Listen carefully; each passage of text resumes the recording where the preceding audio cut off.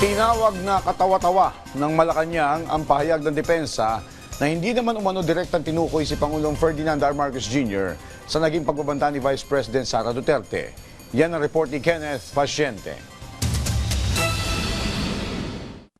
Ano pa ba ang dapat patunayan? Yan ang tanong ng palasyo sa naging pahayag ni Vice President Sara Duterte na wala umanong naipakitang ebidensya ang prosekusyon sa umano'y pagbabanta niya sa buhay ng Pangulo at dalawang iba pa. Sabi ni Palace Press Officer at PCO Undersecretary Claire Castro, kitang-kita ang umano'y pagbabanta ng bise sa kanyang online press conference noong November 2024. Paano masasabing walang basehan kung mismong ang bise ang nagsabing may nakausap na siyang assassin para patayin si Pangulong Ferdinand R. Marcos Jr., First Lady Liza Marcos at dating House Speaker? Ang mga pag-amin na ganito, ayon sa rules of court, kapag may pag-amin at gina-justify lamang nila dahil mismo ang abogado niya ang nag-justify kung bakit niya nasabi ang ganong klaseng mga salita, unconventional, hindi normal na pagkilos at pananalita o pag-react, ang burden of evidence ay nagsishift sa tao na umamin na siya ay magpapapatay.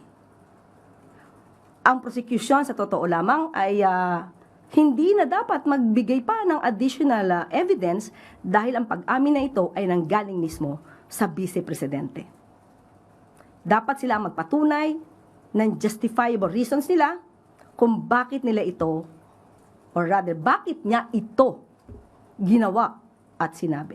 Hindi rin anya maikakailang threat o pagbabanta ang tinuran ng bise. Hindi rin daw ito simpleng grave threat lamang lalo't isang presidente ang pinatutungkulan kaya maituturing na banta ito sa national security. Sinagot din ng Malacanang ang ginigiit ng defense team na hindi naman direktang tinukoy ang Pangulo na siyang target ng banta ng Vice Presidente. Isang katawa-tawa ang ganyang mga pahayag.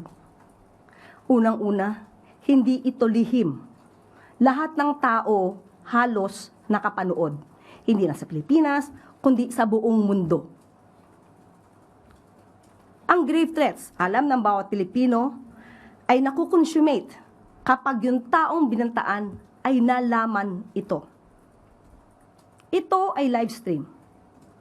Lahat tayo nakapanood dito. Hindi ba ito mapapanood mismo ng taong kanyang pinagbantaan? Again, hindi ito simpleng grave threats. Sa grave threats, kahit hindi kaharap yung taong pinagbantaan, basta nalaman niya, consummated ang crime. Uulitin natin, hindi ito simpleng grave threats. Ito ay mayroong kaugnayan sa national security ng ating bansa. Magkaiba rin ayon sa Malacanang ang kaso ng bise sa isang public school teacher na hinuli matapos mag-post sa Facebook na magbibigay umano ito ng 50 million pesos na pabuya para patayin si dating Pangulong Rodrigo Duterte. Giit ng palasyo sa kaso ng Vice Presidente, inamin umano nitong may nakausap at nagkaroon ng kasunduan na anyay malinaw na kaibahan sa kaso ng guro na nag-post pa lamang sa social media na magbibigay ng pabuya para patayin ang dating Pangulo. Kung yung isa ay pinakulong, wala pang kausap, wala pang nagsasang-ayon sa pagbalak na patayin ng dating Pangulong Duterte, pero ang Vice Presidente natin, may nakausap, may sumang-ayon, nagkaroon ng kumpletong